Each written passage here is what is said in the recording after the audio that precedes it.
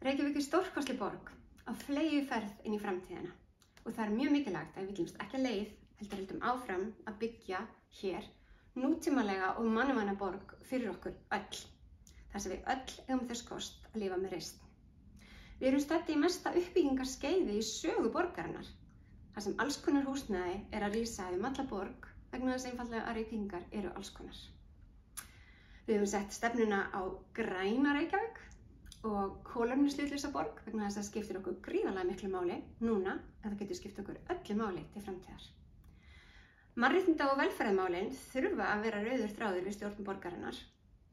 Ég brenn fyrir samfélagi jafnréttis og jöfnuðar, samfélagi þar sem að allir búa við réttlæti og sjálfbær þróun, þar sem við öll getum átt gott og heilsusamlegt líf.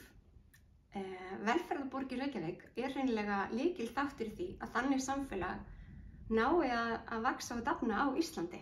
Að því hef ég unnið síðustu ár og mér hreinlega dreymir að fá að vinna að því áfram. Þess vegna óska ég eftir þínum stuðningi til að skipa annað sætið á lista Samfylkingarinnar fyrir borgarstjórnarkosningarnar í vor og skipa áfram forystu sveit borgarstjórnar.